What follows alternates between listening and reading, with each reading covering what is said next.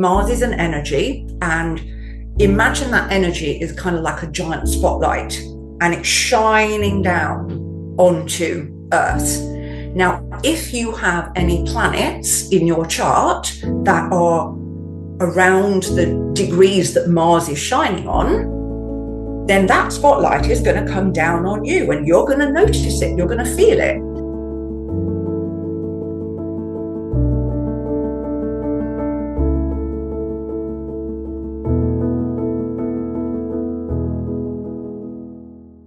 So I have a friend who was in the corporate world and she went to an astrologer. And the astrologer said to her that it's a great time for her to be learning new skills and for changing her career path. Now, she'd been thinking of a particular healing career for years, but she was just a bit worried because her corporate career was going well. And this gave her the confidence to go and learn that particular kind of healing. And today she's a well-known healer. She's doing really well. So people have had two sorts of reactions to her story. There are believers who've said, look, wasn't this amazing that the astrologer was able to point the period in her life where she was able to go and study, and it was the period where she would be successful in a different career.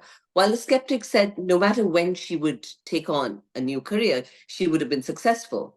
And this is just a coincidence that the astrologer told her that. So today, we're going to explore all these issues. We're going to try and understand where astrology comes from, how it can help us in our personal life, in the development of our lives, and also how it will show us strengths, challenges, and potential in our life. And we're going to delve into astrology, but two different kinds of astrology today. We're going to look at Western astrology, and we're going to look at Vedic astrology. And we have here with us some great experts who are going to help us to decipher astrology, so to say. Because there are so many times where I've looked up at the sky and thought, how do these celestial bodies determine my destiny? And do they determine my destiny? And I hear that from a lot of people. They cannot understand how the position of the stars at birth and later in life can determine your life, basically. So, welcome to the first episode of our new series, Mystical Practices for Modern Minds. And this is part of our season, Ancient Wisdom for Modern Living.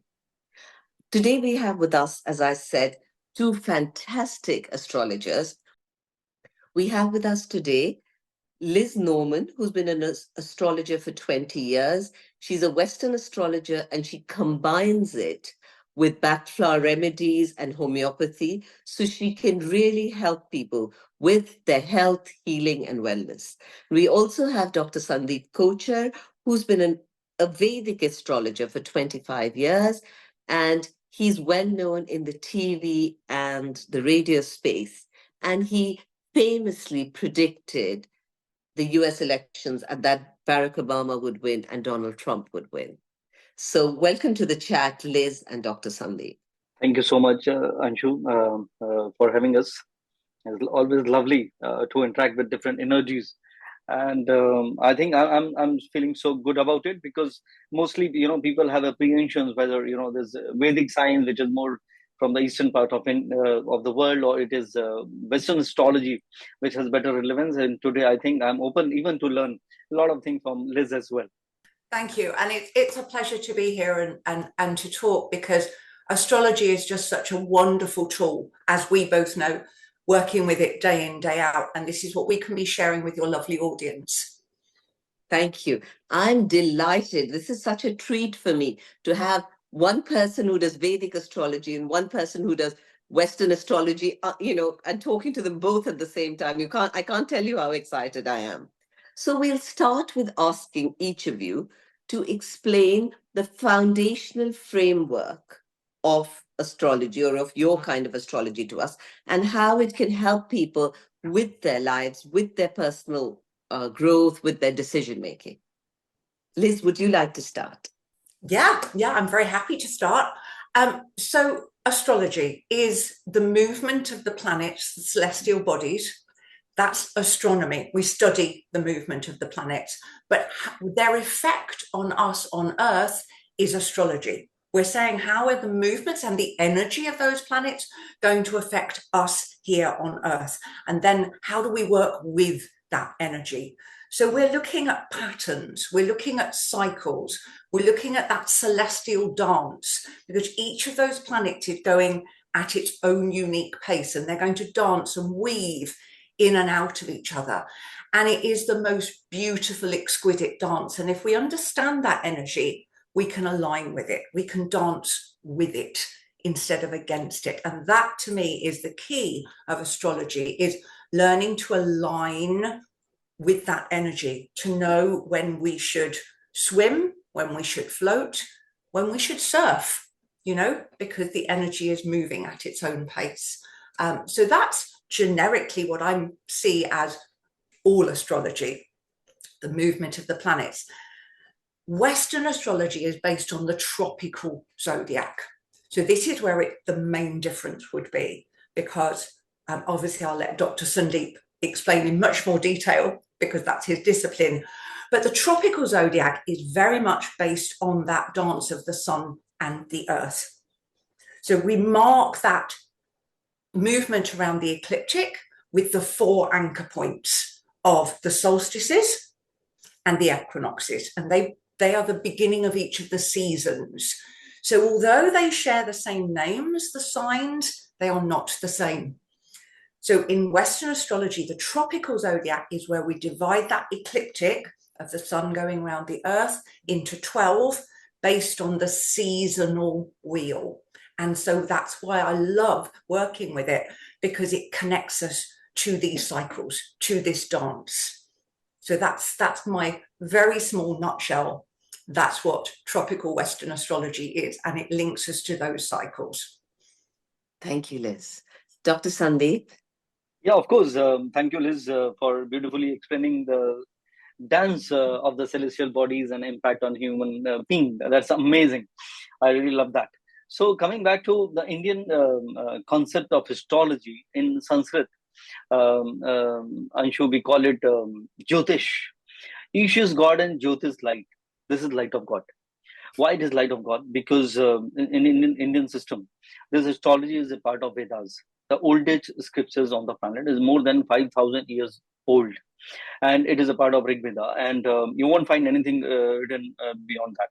And whatever calculations they have done, sages at that time with their divine connect, without the help of any telescope or satellites in that era, that calculation is still true. It is still valid and is impacting us. So from Vedas, the oldest scriptures, to the MacBook where I see the horoscope, this is a long journey.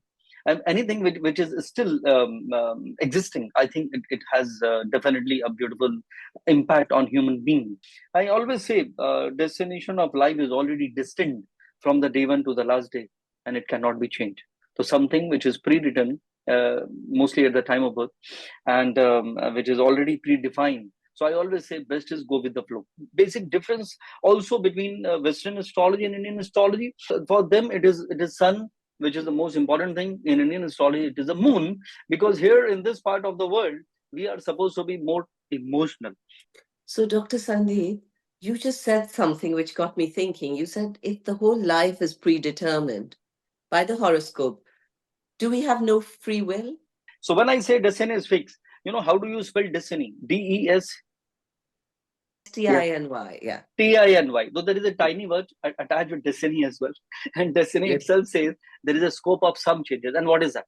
So according to me, when I say destiny is fixed, that means 70% is something which you can't choose. You can't choose your parents. You can't choose the family or city or the place you're born in. The environment where you are born in, you can't choose. Like there are people who are born with silver spoon. There are people who are born in a very, very, very low, situation financially and otherwise. Maybe in that part of the world where there is no technology. So 70% is a part which is already distant. Now coming back to the remaining 30%, which is exactly what you spoke, free will.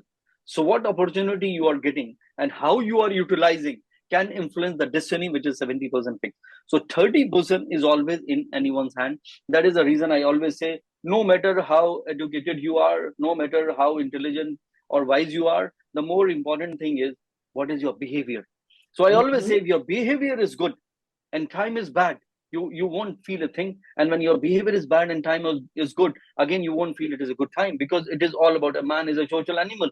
So the way you perceive, you start hitting me, I will stop talking to you.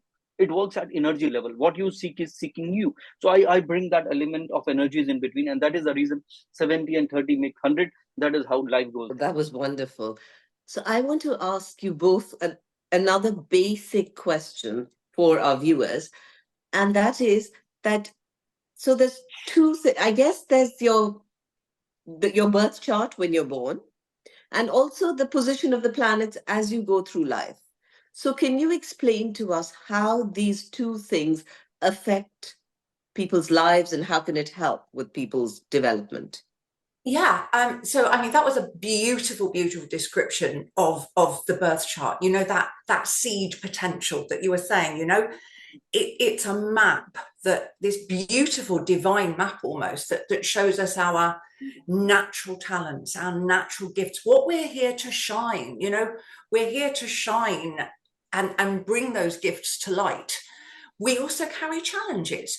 That's the birth chart. That's the snapshot of where that energy was when we were born. So that's the birth chart. And that remains, I like to call it the seed potential, that we can either grow and flourish into the best that it can be, or we don't water it and we don't work with it.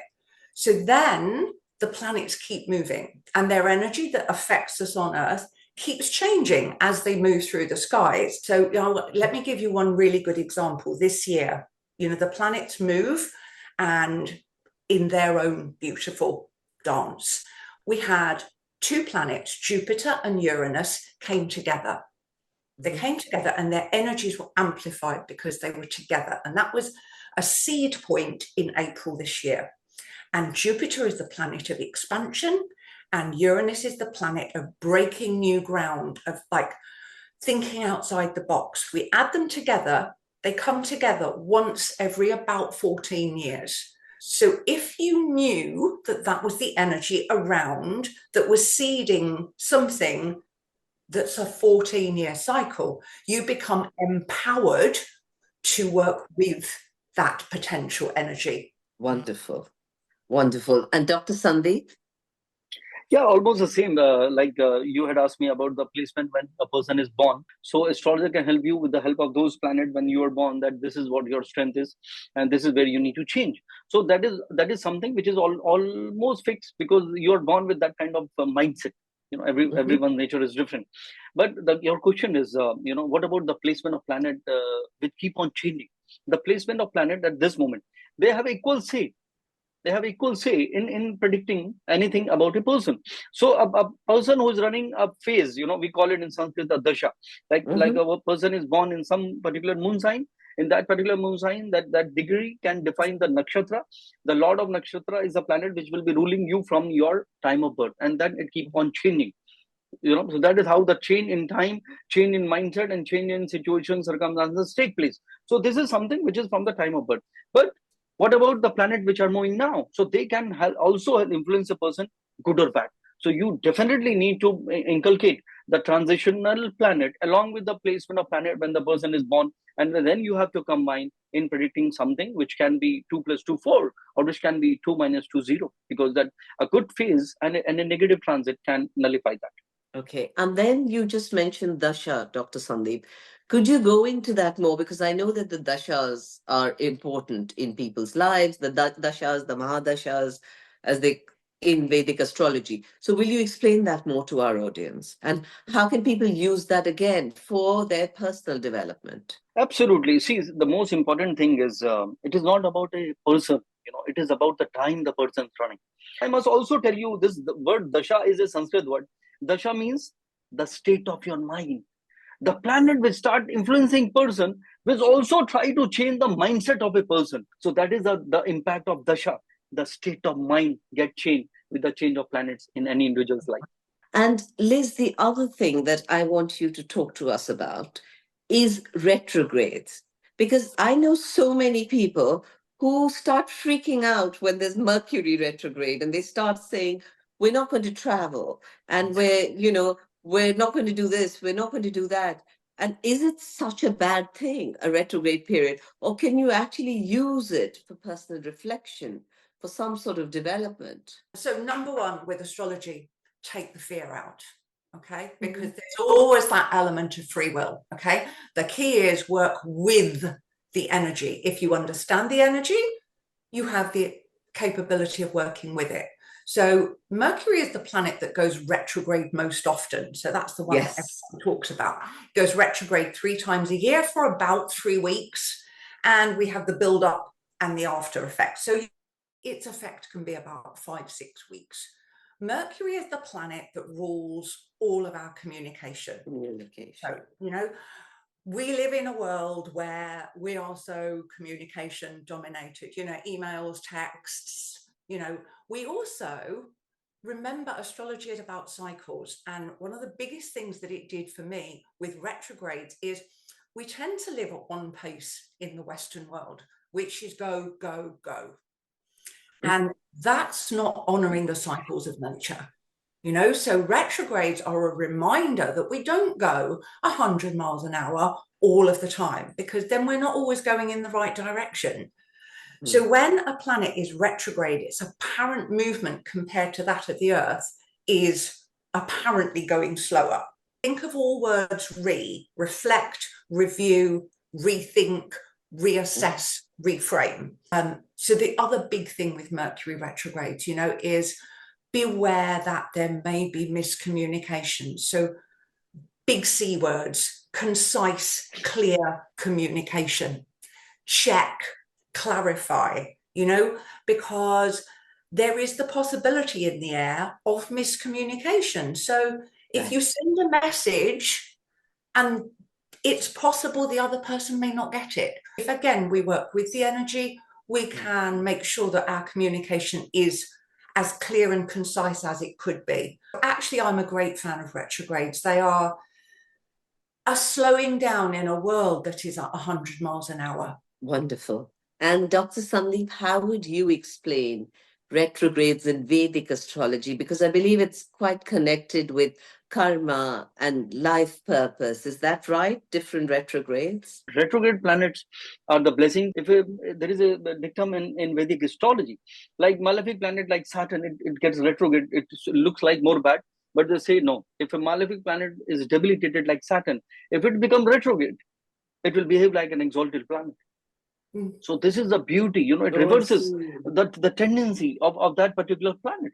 So that is something which is so good. But yes, as you said, and as this said, this business of astrology, which is a divine science, the science of the stars, has unfortunately become a business of fear and lies. I want to ask you both, what happens if someone comes to you and you see something in their chart which will give them a lot of fear?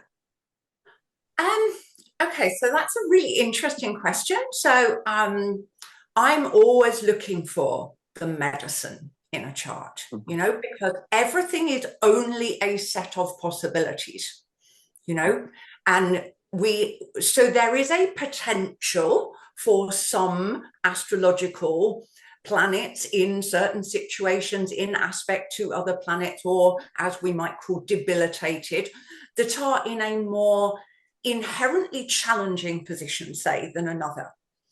But we still then actually, the last thing I would do is use the word fear, because there's an awareness, because there's always a way of working with that energy. Our jobs as astrologers is empowering our clients to use the potential of the birth chart or the transits in the best way. Lovely. And Dr. Sundeep?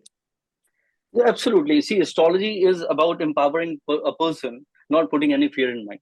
So either now, this is up to you how you take it. If an astrologer is telling you something, like I said, oh, your wife would be a dominating wife, or you tell a person your wife would be a powerhouse of energy. This is what the responsibility of astrologer is, to make a person understand about a person. That is how it is. The fear factor.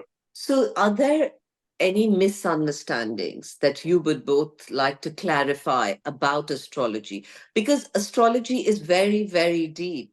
Like in India, it's come from the Vedas. Liz, where did Western astrology originate? It's around 2,000 years ago. It's the Babylonians. Yeah. It's Greece. It has its origins. So it's Greece. So it's orthodox. Yeah. It's come from Orthodox. It's still Greece. Thousands of years. Yeah. So, and this is something which is so deep. Do you think people are taking it very frivolously today? Yeah. Number one, I would say to anybody with their journey into astrology is you are more than your sun sign. That if you look at the newspapers, and that's how some people look at it, they will go, I am a Leo, a Pisces. If you simply said, divided the population into their sun signs, there are 12. Mm-hmm. You cannot divide everybody on this earth into 12. You are at least your sun and your moon. Well, suddenly we're doing 12 times 12, which is 144. And that's before we've even looked at Mercury and Venus and all the other planets. Number one, you are more than your sun sign. I would add on to the same. If I'll ask you who you are, and if you reply me by saying I'm married, is it the right answer? No. Mm-hmm. Because somebody can be creative, somebody can be a doctor, somebody can have various aspects of life. So this is what Liz meant. You are not one sun sign. You are a combination of many things. And especially in Indian astrology, we have moon sign. Like they call it Aries. From 21st March to 21st April is Aries. But that's not right. In Indian system, it is moon sign. So there it is sun sign, here it is moon sign. In moon sign, they are nakshatras, the constellation. And in every nakshatra, there are 4 types. So that means 108. So you're already 108 types of things. And that is only one side of astrology. And then when you are born with the set of planet, which planet is expecting you. So that is how it is. So every planet can influence you and make you a different person and unique from every other person on the planet. And Liz, as we were talking earlier before we started this conversation, you work with backflower remedies, you work with homeopathy, and you work with astrology. So you can do this whole package, in terms of healing and helping people. Will you delve a little bit more into that and tell our viewers about it? Yeah, I mean, what's wonderful is that the key principles of homeopathy fit so beautifully with the key principles of astrology, and the two biggest are the idea of individuality. Exactly as that Dr. Sundeep said, we are a unique set of planets in certain placements in our chart.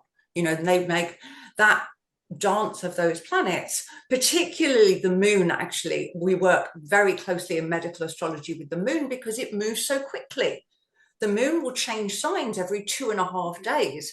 And one of the key principles of homeopathy is individuality. And it's your individual response to, if you're ill, everybody could have a cold. One person's going to be angry. Another person's going to want lots of hugs and cups of tea and people around them. And another person's going to want to be very quiet and hide away. That's your moon sign, is your emotional reaction. And that's very individual because the moon moves quickly. We look at your individual response to an illness, mm-hmm. and we look at it in the totality of your whole case. So there's an immediate synergy of the two languages. So when you're having a consultation, they kind of flow in and out of each other. And so it enables me, when I'm having a consultation, with the language and the insights of the chart, to go much deeper, much quicker when I'm working with people. So that's the kind of number one, that their philosophies are the same. And then mm-hmm. we have literal links between the Bach flowers and the 12 zodiac signs. Dr. Bach was an amazing man, lived about 100 years ago. He was a physician, a doctor first. Then he realized we were so much more than our bodily health. He became a homeopath. Mm-hmm. And then he loved homeopathy, but it wasn't accessible enough for him. He wanted to create the beautiful healing herbs that we could all use. So he went into Mother Nature and he developed the 38 flower remedies, which are really easy for anybody to use. They're completely safe, they're gentle, and they literally link to the zodiac signs. So there's a literal golden thread between them. Thank you. And also, I mean, I've had a lot more Vedic astrology readings, but Dr. Sundeep, you'll be able to relate to this. Years ago, someone I remember had looked at my chart and recommended, like, a few things that I should add to my life. And one of them is breath work, pranayams. And I do that about 3 times a week. And when I'm away from it for like a couple of months, if I'm traveling a lot or something, I can tell the difference in my health. So, Dr. Sundeep, do you want to comment on health and astrology from a Vedic point of view? Absolutely right. And, I agree with you. They say everything has become psychosomatic. What is the definition? Bodily disorder formed by human brain.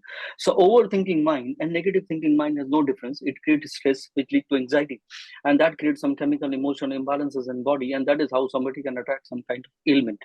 Well, 6 years back, I was in London. I read an article, and the headline said, "Doctors will keep on telling you it is all in the mind." So I was zapped, and I read it, and they said they have discovered another phenomenon known as BDS, bodily distress syndrome.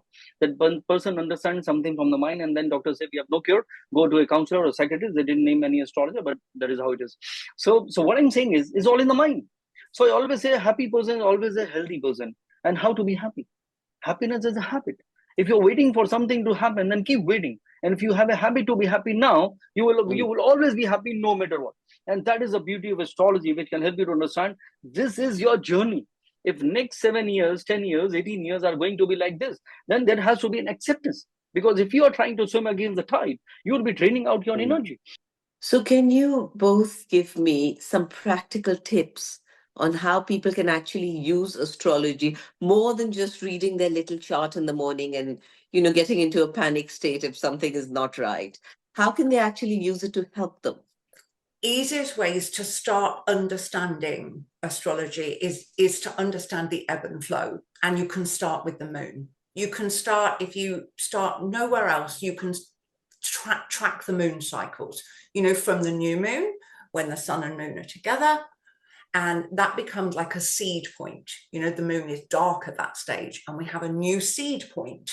And then as the moon moves over the next 2 weeks, the light increases. And, I'm a great gardener as well. And so I plant by the moon. I go back to those ancient cycles and I plant my seeds by the moon at that new seed point. And when I move the plants when they're little, and I plant them at the full moon so that I'm working with the energy. So if we understand the new moon as a seed point, and then the full moon is where the sun and moon are opposite in the sky, and their energy is illuminated. So we have a culmination, a fruition, and we can celebrate what's come to light, what's done well, but also we illuminate, come to light anything that didn't work. And we can use the second half of the moon cycle to release anything that wasn't working for us. Wonderful. Dr. Sundeep?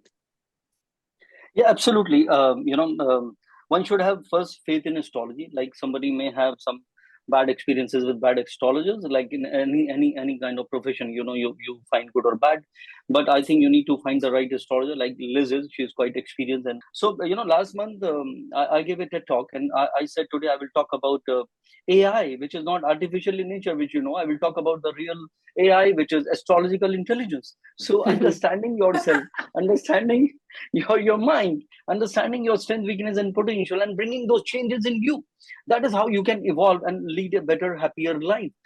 Oh, that's fantastic. Tell me about karma and dharma, because I know in our astrology, because we look at it as a whole, it came out of the Vedas, everything is about karma and what you're meant to do, your life purpose. So how can people use their life's karma and why they've come onto the planet, which is probably apparent in the horoscope, to be more at peace with who they are and to be more at peace with their life's purpose? There is a Sanskrit word called prarabdha. Prarabdha means the deeds of the past birth, the deeds of the past birth, and because of that, you're born in that particular family or city or country, wherever. So your journey begins from there. So once you understand, okay, this is your journey, then acceptance will happen. So normally for a normal person who doesn't believe in astrology will keep going where he's going. So the day you will understand your purpose in this life, you will start working towards it. Ikagai in Japanese they say. Secondly, now your Ikigai. question about your about your dharma and karma. So dharma is your responsibility. It's not only religion or following some rituals. It is about your own purpose of this life, your own responsibility towards everyone. So in astrology, very interesting. Number one, Raj Yoga. Raj Yoga is a combination of two planets which can elevate a person during the phase of two planets. House is house of your dharma and luck. 10th house is house of karma. So when dharma and karma, these two planets are together, ninth and 10th Lord, Liz, you can also find in your client's horoscope. Whenever there's a ninth or 10th Lord together, it is known as Dharma Karma Dhipati Rajo. In Sanskrit, they call it Vasudhaiva Kutumbakam. One world, one family. That means the purpose of the person who is born with this combination is to do something for humanity and mankind. So they are the one who live their life not only with passion, but with compassion. And that makes them complete. That's wonderful. Liz, I also want to ask you a term that I see a lot in Western astrology, and that is transits. Will you explain that for our audience? Yes. So transit literally means move. And a transit is the movement of the planets in the sky right now. So if we say Mars is, so in Western astrology, let's just take Mars, for example. The planet Mars, the fiery go-getter planet, is moving through the zodiac sign of Cancer. So we would say that Mars is transiting through Cancer. It means it is moving through that part of the skies. So that's what a transit means. And then how we interpret that in terms of the language, I like to think of Mars as an energy, and imagine that energy is kind of like a giant spotlight and it's shining down onto Earth. Now, if you have any planets in your chart that are around the degrees that Mars is shining on, then that spotlight is going to come down on you and you're going to notice it. You're going to feel it. If you don't, and that light is shining and it's like 10 foot away from you, it might be affecting people around you, but it isn't affecting you personally. So transits are happening all day, every day. They're not affecting all of us all of the time. Right. Thank you. And Dr. Sundeep, do we have this concept in Vedic astrology as well?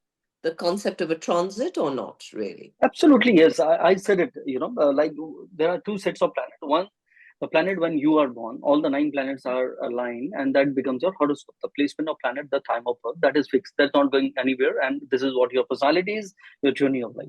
Then I said the other side of astrology is the transit. In Hindi or Sanskrit, they call it Gochar. So every planet has like Saturn is 2.5 years, Jupiter is 1 year. That is how it is. So every planet has its own speed, and they keep on changing the sign with their own speed. So that this transit of planet can influence a person's life, good or bad, depending on what that particular planet is good for you, or that particular planet is not that great, or depending on which sign it is good. Like she gave an example of Mars going into Cancer. In Indian system, and when Mars goes into Cancer, Cancer is the house of peace, and Mars is a planet which is fire. Anyone who has a Mars in 4th house in their natal horoscope, the person has a tendency to get higher blood pressure. They are the one who are aggravated. Anyone can provoke you just like that. So for them, they need to calm down and understand, okay, this is something which is a problem, I need to change. So the transit of the planets can influence a person's mind and their life. Definitely, yes. Okay. Thank you so much for this incredible chat. Would each of you like to give people some advice about astrology or some insight before we wrap up the chat? Liz? Don't be fearful. Understand the energy. Work with the energy. 2 words I always use in my practice: validate and empower. If you understand the energy, it validates your gifts, validates anything that's challenging, and most importantly, it empowers you to use your free will to do that better. Fabulous. And Dr. Sundeep? Yeah, I also believe in astrology has a bigger purpose to help you understand about your journey. So go to astrologer, find out your real purpose, understand your strength, weakness, and potential. Try never to compare your life with anyone else. You have your own individual journey, so have better contentment. And no matter what, be in the moment and live a happy life. Thank you so much. That was such an incredible chat with both of you. I love some of the things I'm going away with is celestial dance of the planets and how we should work in harmony with it, and about meditating and looking inwards rather than looking outwards. What beautiful messages you've both given us. Thank you so much for being here with us today. You're welcome. Thank you, Anshu, for having us. And lovely meeting you, Liz, here. And look forward to see you someday in person. Andrew, I could talk with you for hours and hours. So thank you for joining us together. It's been absolute pleasure. Thank you. Thank you for being here with us today. I hope you learned something new. I hope you've learned to look at the stars now and know that if you went to an astrologer, you would find very interesting stories about your life and you'd be able to interpret a lot more than just your horoscope in the newspaper every morning. The Kabbalah, on the other hand, was passed on to highly selective individuals, and from some masters of the Kabbalah to their usually small numbers of disciples. It's usually a time that was really terrible for at least the Jewish nation. If you go back all the way to Maaseh Merkava, to the working of the chariot, the origin maybe of Kabbalah, we suspect, is 586 BCE.